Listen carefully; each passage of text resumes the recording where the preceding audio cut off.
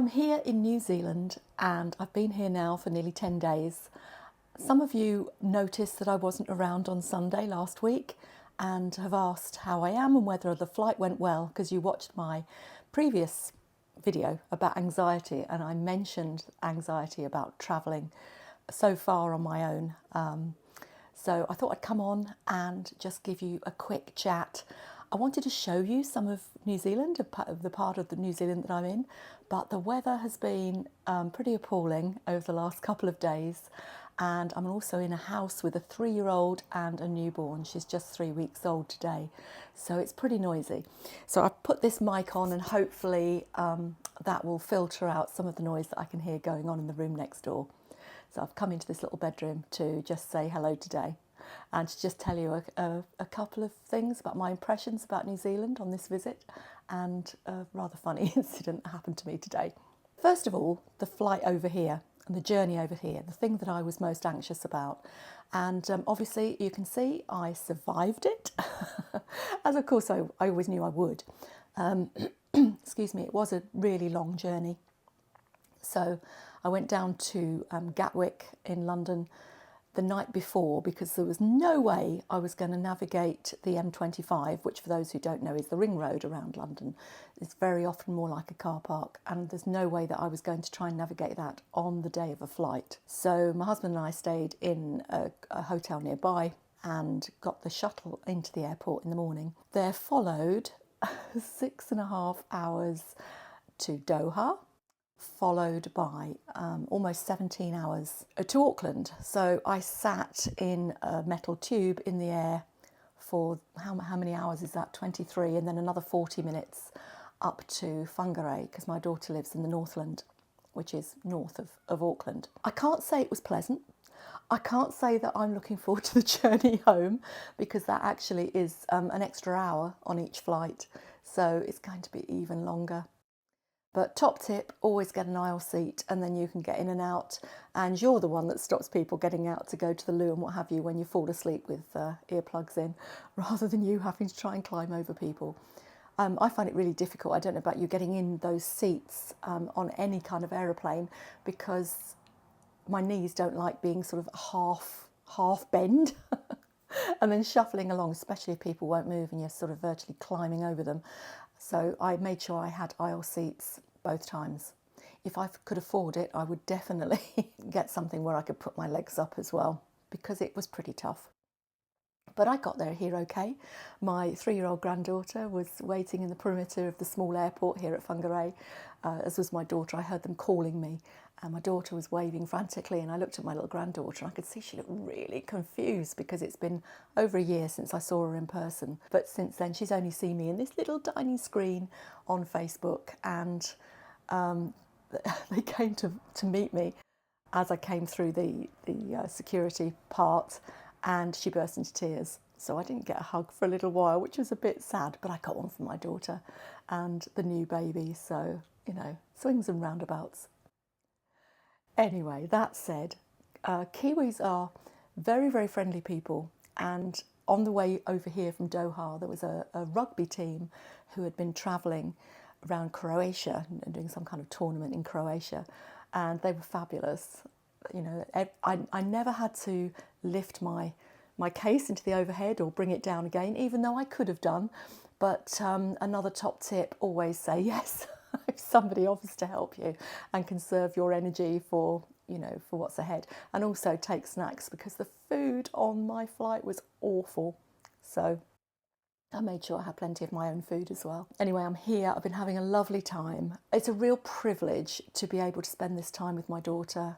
She's in that sort of dopey, dozy baby bubble at the moment, although she's, you know, the little girl's gone back to daycare, and which gives my daughter a little bit of a chance to rest, because the baby actually is quite easy going at the moment, at least, and sleeps quite a lot, feeds an awful lot.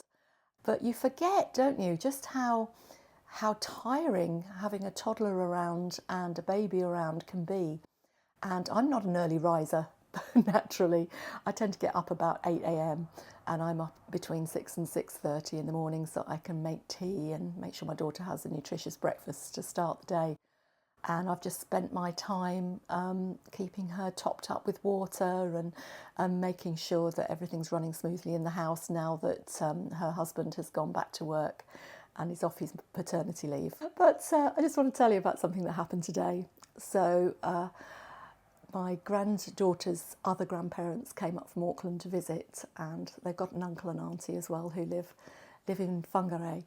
And so we came down from where my daughter lives, and we went to see the Kiwi at Kiwi North. Those of you who are in New Zealand probably know where I mean.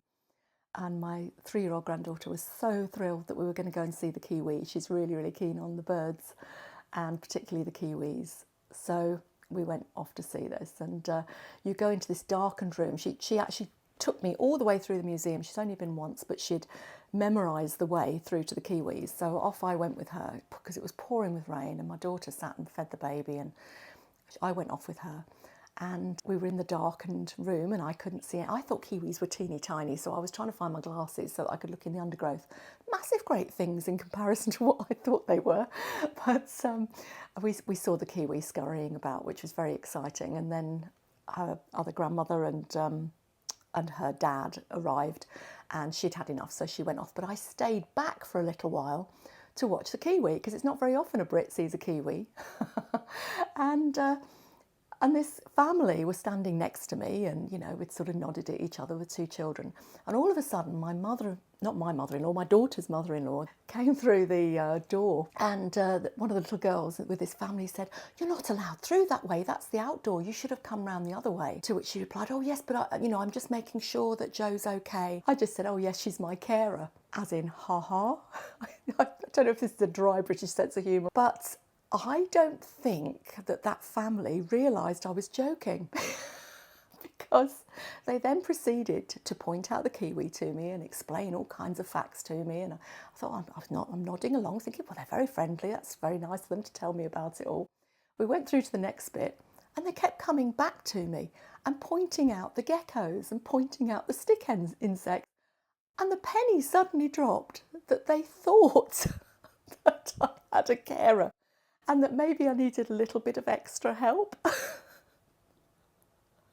So by that time, I thought, well, they're going to be terribly embarrassed if I say, oh, well, actually, I was just joking. So I played along.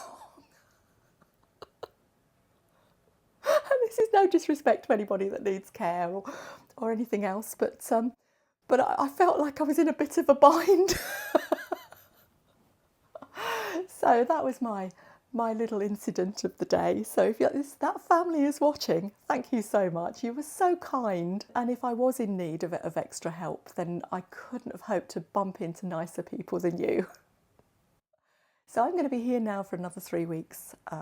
I don't go back until December. I'm actually going to be able to start the Christmas celebrations here with this little family here before I then go back to my local grandchildren to start all the Christmas build-up and all that excitement.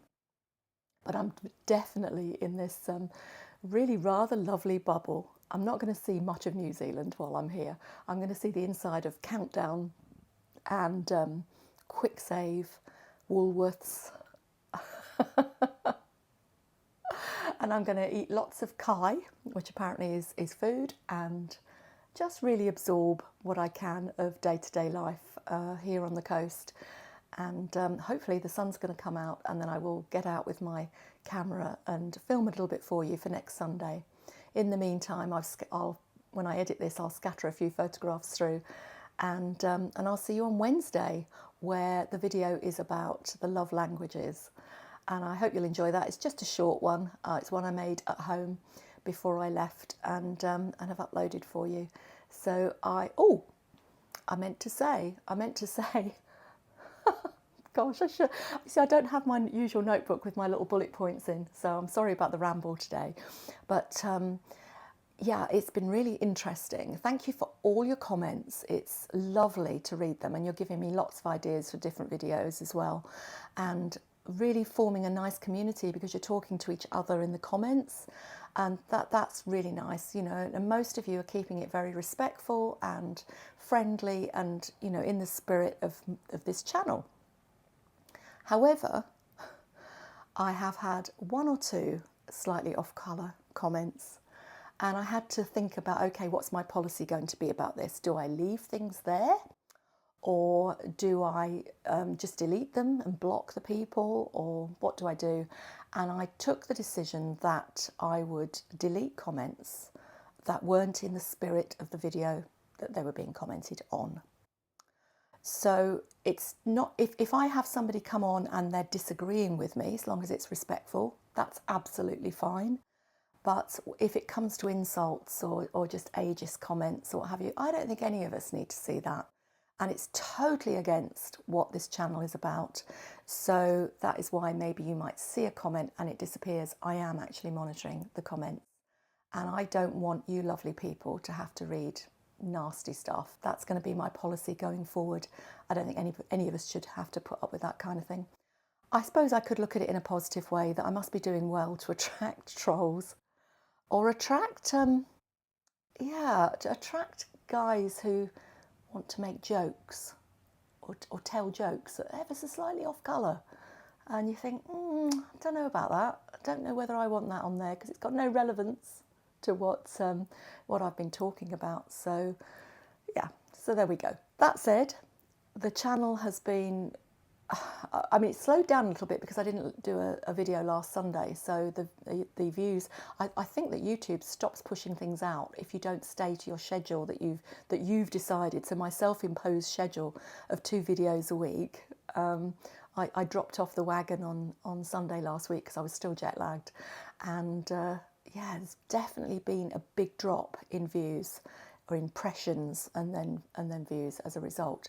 So I will try and keep up with the Sundays, if only to make sure that you do see the videos that I do put out. And to that end, do make sure that you hit the subscribe button and click that little bell if you want to have a notification when I post, so that you don't miss anything.